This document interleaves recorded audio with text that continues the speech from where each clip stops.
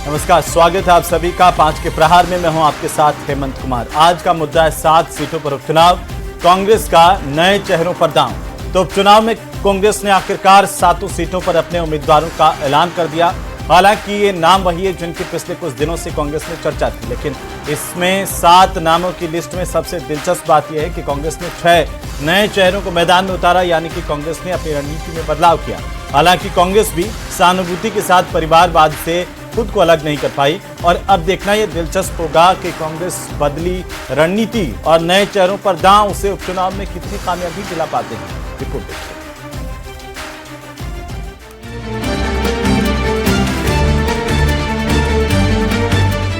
उपचुनाव का दंगल,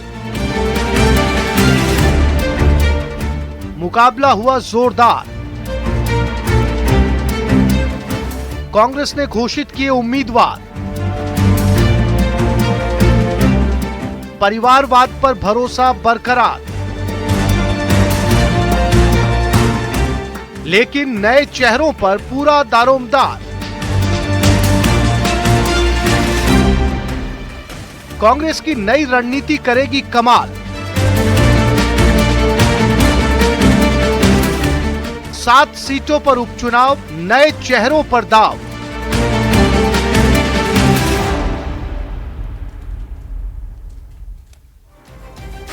तो 7 सीटों पर चुनाव, नए चेहरों पर दांव। कितनी किसकी रणनीति मजबूत और अब धरातल पर स्थितियां उम्मीदवारों को लेकर के लगभग साफ है कि कौन किससे मुकाबला करता दिखाई दे रहा है। आज इसी पर चर्चा करेंगे और चुनाव को लेकर सबसे बड़ी चर्चा की शुरुआत करें उससे पहले हमारे मेहमानों का परिचय करवा दूं। सुमन शर्मा हमारे साथ हैं, बीजेपी की प्रवक्ता। साथ ही साथ बहुत दिनों बाद हमारी टीवी स्क्रीन पर आपको सुमन जी दिखाई दे रही हैं। राजकुमार शर्मा हमारे साथ हैं, कांग्रेस पार्टी के प्रवक्ता। आशुतोष रावत हमारे साथ हैं, वरिष्ठ पत्रकार के तौर पर। आप सभी का बहुत स्वागत। और आशुतोष जी, आपकी टिप्पणी के साथ शुरुआत की। अब तो धरातल पर सबके चेहरे साफ हो गए हैं, कौन कितना कहां पर मजबूत दिखाई दे रहा है, किस सीट से जरा बताइए। देखिए हेमंत जी, भारतीय जनता पार्टी ने भी अपने 7 चेहरे सामने रख दिए हैं, तो कांग्रेस ने भी कल देर रात 7 उम्मीदवारों की सूची सार्वजनिक कर दी। निश्चित तौर पर अब कम से कम जो कुल मिलाकर के 7 सीटों पर उपचुनाव होने हैं, वहां की तस्वीर कैंडिडेट के फेस के तौर पर साफ है। कांग्रेस ने कई तरह के नए प्रयोग किए हैं, युवाओं को मौका दिया है। जहां उसको अपनी स्थिति कमजोर लग रही थी, वहां महिला कार्ड भी खेलने की कोशिश की है, सहानुभूति कार्ड भी खेलने की कोशिश की है, तो बागियों पर भी भरोसा जताया है। कुल मिलाकर के आप कह सकते हैं कि जिस तरह से भारतीय जनता पार्टी ने जो 7 उम्मीदवार की लिस्ट जारी की थी, उस समय विनेबिलिटी को सिर्फ एक फैक्टर माना था और उसके आधार पर अपनी लिस्ट जारी की थी, तो कांग्रेस ने भी लगभग इसी चीज का सहारा लिया है। परिवारवाद हो, चाहे सहानुभूति कार्ड हो, चाहे महिला कार्ड हो, चाहे युवा कार्ड हो, सारे कार्डों का एक कॉम्बिनेशन, एक ऐसा कॉम्बो दिया है। निश्चित तौर पर अगर आप धरातल की बात करें तो चुनाव बहुत रोचक हो गया है। हालांकि ये समीकरण है वो 13 तारीख तक बनेंगे बिगड़ेंगे, क्योंकि दोनों पार्टियों में अंतर विरोध है। जो स्थानीय टिकट दी गई उन उम्मीदवारों का दोनों पार्टियों में विरोध है। हालांकि दोनों तरफ से भाजपा ने भी कई हद तक उस विरोध को शांत कर लिया है, तो वहीं कांग्रेस भी कह रही है कि उन्होंने कम से कम डोसा देवली उनियाला सीट पर नरेश मीणा जिस तरह का विरोध कर रहे थे वो अब खामोश कर दिए गए हैं। लेकिन क्या कुल मिलाकर के यह अंतर विरोध जिस तरह से सामने सतही तौर पर दिख रहा है उस तरह से शांत हो गया है, या ये चुनाव के परिणाम को प्रभावित करेगा? इसके लिए 13 तारीख तक मुझे लगता है कि इंतजार करना पड़ेगा, क्योंकि समीकरण बनेंगे बिगड़ेंगे, लेकिन चुनाव के लिए जो चेहरे सामने लाए गए हैं दोनों पार्टियों की तरफ से, वो निश्चित तौर पर विनेबिलिटी को ध्यान में रखकर के सामने रखे गए हैं और चुनाव बहुत रोचक होने वाला है। राजकुमार जी, क्या जैसे आशुतोष जी बता रहे हैं कि अंतर विरोध जो है अब वो सिर्फ सामने से शांत हुआ है या अंदर खाने भी सब एक हो रहे हैं? क्योंकि एक तरफ तो आरोप लग रहे हैं कि टिकट बेची एक सीट पर, दूसरी तरफ यह भी आरोप है कि जिनके पति सुबह तक बीजेपी में थे, शाम होते होते पत्नी देर रात तक कांग्रेस की टिकट ले आई। बोलिए। पॉलिटिक्स में लगते रहते हैं और जहां तक आप विरोध की बात करते हैं, विरोध होना भी स्वाभाविक है। एक को टिकट मिलता है, 4-5 अन्य जो मांगते हैं उनको टिकट नहीं मिलता है, तो विरोध होना, विरोध का मिट जाना, ये पार्टी के संस्कार साबित करते हैं। हमारे पास तो चार्टर प्लेन भी नहीं है, हमारे पास तो हेलीकॉप्टर भी नहीं है। हमने तो उनको फोन किया और जिनको मना सकते थे हमने मनाया, और भारतीय जनता पार्टी ने अपने कैबिनेट मंत्रियों को भेजा कलेक्टर एसपीस को भेजा, चार्टर प्लेन भेजे, हेलीकॉप्टर भेजे और उनको बुला करके बढ़िया चाय नाश्ता करा के एक फोटो सेशन करवाया।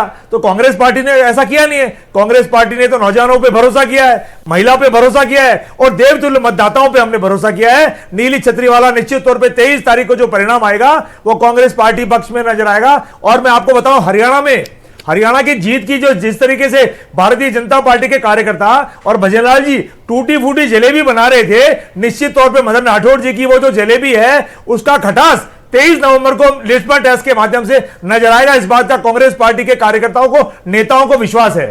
लेकिन आपको तो भरोसा लगता है कि खींवसर और देवली उनियारा में बीजेपी पर ज्यादा है? नहीं, मैंने कहा ना, हमारी 7 सीटों पे हम बहुत कंफर्ट मूड में हैं। हमारी 7 सीटों पे चुनाव बेहतर होगा, देवतुल्य मतदाताओं पे हमको भरोसा है और नीली छतरी वाले पे भरोसा है। तो केसी मीणा भी तो बीजेपी से आए, कह रहे हैं कि केसी मीणा भी तो कांग्रेस के कार्यकर्ता नहीं रहे और कई लोग तो ये भी आरोप लगा रहे हैं कि अब कार्यकर्ताओं की कोई जरूरत नहीं बची कांग्रेस में। हेमंत जी, मैंने कहा ना, आरोप प्रत्यारोप जब टिकट मिलता है तो चलता रहता है, ये 2-3 दिन तक चलेगा। कांग्रेस पार्टी संस्कार वाली पार्टी है, 2-3 दिन बाद सब शांत हो जाएगा। अब भारतीय जनता पार्टी किस तरीके से हेलीकॉप्टर में बना के लाई थी, वापस छोड़ने के लिए हेलीकॉप्टर नहीं गए, वापस छोड़ने के लिए चार्टर प्लेन भी ये वाली रणनीति जो आखिरी वक्त तक टिकट रोक करके रखने का, सबसे बाद में खुलासा करने का, ये वाली रणनीति आपको लगता है कि कामयाब होगी धरातल पर? नहीं, रणनीति कोई नहीं है। टिकट जब होता है तो बहुत गहनता से उसका अध्ययन किया जाता है, कोशिश की जाती है कि सब पार्टियों को, सब नेताओं को देखभाल करके सोच समझ के टिकट दिया जाए। तो जब भी समय पार्टी को ठीक समझा गया, पार्टी ने लगभग टिकट 24 घंटे पहले तय कर लिए थे, लेकिन जैसे ही समय ठीक लगा हमने घोषणा कर दी और आज लगभग सब उम्मीदवारों ने अपना पर्चा भी दाखिल कर दिया है। अब बिल्कुल रात को 12 बजे तक आपके टिकट आते हैं तो ऐसा ही लगा कि आपकी रणनीति बहुत खतरनाक वाली होगी धरातल पर, लेकिन आप कह रहे हैं कि ये एक रणनीति नहीं है, हमने टिकट तय कर लिया था और जैसे ही समय उचित मिला हमने तय भी कर दिया। सुमन शर्मा जी, कांग्रेस तो अपनी रणनीति की बात कह रही है, लेकिन आपको लगता है कि धरातल पर बीजेपी के सामने कोई चुनौती नहीं है? देखिए, मैं बहुत उत्साही हैं हमारे कांग्रेस के मित्र और मैं इनको बहुत सम्मान भी करती हूँ। तो बहुत कुछ ठीक है, इनका उत्साह लाजमी है, प्रवक्ता होने के नाते इनको रखना भी चाहिए। लेकिन यदि आशुतोष जी ने जो बात कही और उस बात को मैं आगे बढ़ाऊँ कि जिस तरह का टिकट हम अपने लोगों को दिए हैं बीजेपी के, मैं कांग्रेस के तो बाद में जाऊँगी, हमारी जो टिकटें हैं अगर आप देखेंगे वो टिकट हमने जिस आधार पर दिए हैं उसके कारण भी आप लोग के सामने विश्लेषण करके आप देख सकते हैं, चाहे वो पॉलिटिकल सिनेरियो में कोई भी कारण हो जो आप लोग हम लोग चर्चा करते हैं, लेकिन हमने जो अपने कैंडिडेट उतारे हैं इस विश्वास के साथ उतारे हैं क्योंकि 9 महीने की हमारी कार्य अवधि जो रही है अभी सरकार की, उस कार्य अवधि को देखते हुए हमने जो जैसे झुंझुनू का एक एग्जाम्पल हम लें जो बहुत हॉट सीट माना जाता है और कई प्रकार की चर्चाएं होती हैं, वहां देखा जाए तो झुंझुनू की जनता इन लोग से इतनी त्रस्त थी कि मतलब यमुना जल समझौता पे लेके हरियाणा में जाके इनके जो सुप्रीमो हैं नेता, वो कह रहे कि हम आएंगे तो हम वो पानी नहीं जाने देंगे। माने झुंझुनू की जनता के साथ कितना अन्याय करने वाले थे, ये झुंझुनू की जनता भी देखी और राजस्थान की जनता भी देखी। और दूसरी बात जो ये कह रहे थे कि टेढ़ी मेढ़ी जिलेबी भजनलाल जी बना रहे थे हरियाणा में, तो वो तो पूरी गोल होके निकली। नायब सैनी जी मुख्यमंत्री बने, आप कहाँ रहे, ये पूछने का सवाल बनता है। तीसरी बात और इन्हीं पे प्रहार करते हुए मैं कहूंगी आपको हेमंत मैं बताऊं कि इन्होंने कहा कि कार्यकर्ता आधारित पार्टी है, तो कार्यकर्ता आधारित पार्टी है तो आज एक एक्स पे मैं देख रही हूं कि इनके राष्ट्रीय अध्यक्ष प्रियंका जी के नॉमिनेशन में किस तरह से दरवाजे से झांक रहे हैं। एक दलित राष्ट्रीय अध्यक्ष जो इनके हैं, वो ये क्या है, ये कार्यकर्ता आधारित पार्टी है। और जो कहते हैं कि हम दलितों का सम्मान करते हैं, हम युवाओं का सम्मान करते हैं, महिलाओं का सम्मान करते हैं, तो ये दृश्य जो सारे ट्विटर पे चल रहा है, एक्स पे चल रहा है, जो आप लोग हम लोग देख रहे हैं, तो कुल मिला के हमने 9 महीने में जो कार्य किए हैं उसके आधार पे हमने अपने टिकट बांटे हैं और हम डेड श्योर जिसको बोलते हैं ना, मैंने पूरी गंभीरता के साथ मैं ये कह रही हूँ कि 7 के 7 सीट हम जीत के आएंगे। प्रधानमंत्री जी का कार्य, हमारे मुख्यमंत्री जी का कार्य, हमारी कर्तव्य निष्ठा और हमारे संगठन और सत्ता के तालमेल, ये कुल मिला के ये तीनों समीकरण के साथ हम 7 सीट पे विजयी होंगे। इसमें नो इफ एंड बट। तो आप कह रही हैं सुमन जी कि ये जो चुनाव है, उपचुनाव, वो बीजेपी के लिए आसान रहने वाला है? डेफिनेटली, क्योंकि हमने जिस दिन से हमारी सरकार राजस्थान में बनी, किस प्रकार का राजस्थान हमें विरासत में मिला ये आप हम सब लोग जानते हैं। उस दिन से हमारी पूरी टीम, हमारे मुख्यमंत्री से लेकर उनकी टीम, पूरे एक दिन भी व्यर्थ नहीं किया और कार्य में लगे रहे। हमने आते ही जब हमने वादा किया था जनता से राजस्थान की कि पेपर लीक पे हम कार्रवाई करेंगे, और आपने पहला कैबिनेट अगर कोई पहले दिन जो सिग्नेचर हुआ मुख्यमंत्री के हाथ से इसी को लेके हुआ, और किस प्रकार की बड़ी बड़ी मछलियां आ रही हैं वो आपके सामने भी नजर आ रही है। निरंतर कार्य चल रहा है। हमने जल समझौता की बात की, झुंझुनू में तो पिछली दफा जिनकी वजह से बीजेपी को हार का सामना करना पड़ा, बागी हुए, उन्हीं पर आपको भरोसा जताना पड़ रहा है? नहीं, हार का सामना करना पड़ा, लेकिन वो अपने ही थे, वो दूसरे के नहीं थे, वो हमारे ही थे।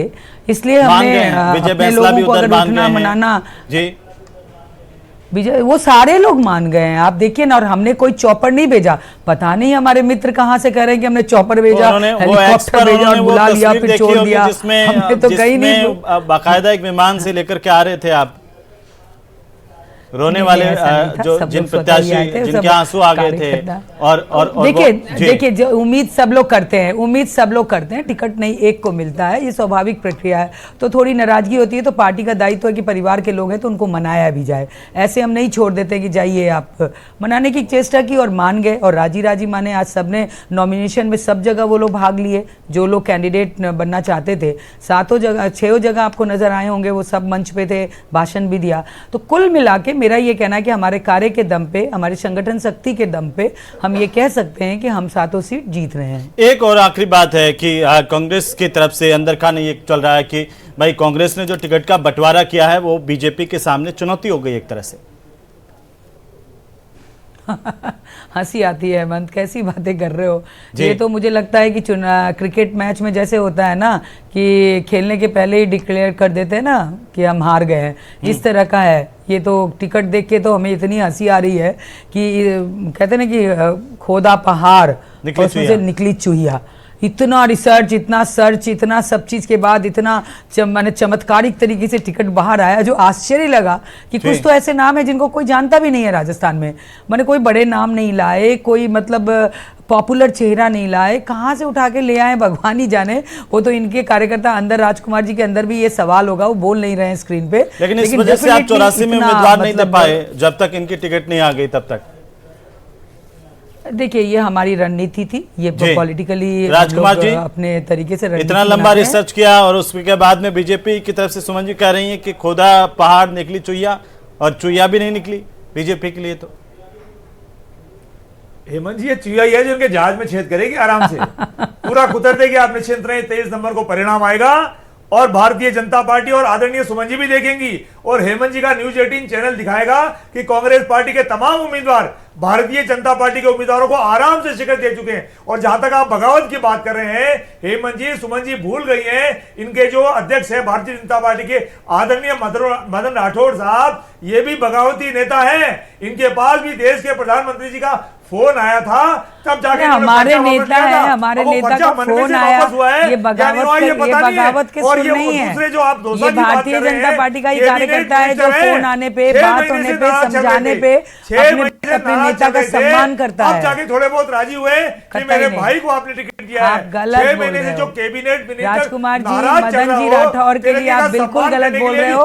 कोई बगावती नेता नहीं है वो। आप सोच सकते हैं भारतीय जनता पार्टी के कर्मठ कार्यकर्ता है। भरोसा करिए। अब ये लोग कैसे राजस्थान की सेवा करेंगे? हरियाणा में क्या हुआ? ताजुब की बात है। हरियाणा में क्या हुआ? अभी ठंडा ठंडा एकदम बयार आया है, बताइए ना आप। हरियाणा पे बता दीजिए ना, आप लोग बहुत ज्यादा जोश में रहते हैं।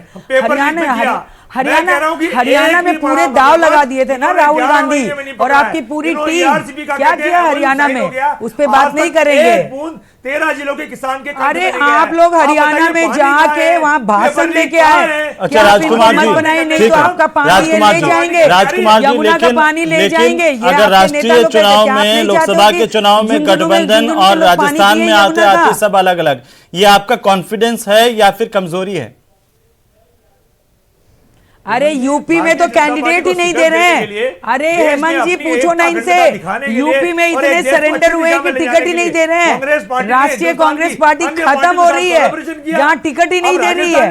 राजकुमार जी उत्तर प्रदेश बता दीजिए, उत्तर प्रदेश बता दीजिए कि ऐसी राष्ट्रीय पार्टी बट वृक्ष की तरह बड़ी पार्टी कैंडिडेट नहीं दे रही है अपना। 7 उम्मीदवार घोषित किए और राजस्थान की सेवा चाहते हैं। हम चाहते हैं राजस्थान हिंदुस्तान के अग्रणी राज्यों में बिल्कुल बन रहा है ना। हम राइजिंग राजस्थान करके समिट ग्लोबल करके बता देंगे कि राजस्थान में कितना इन्वेस्टर आते हैं।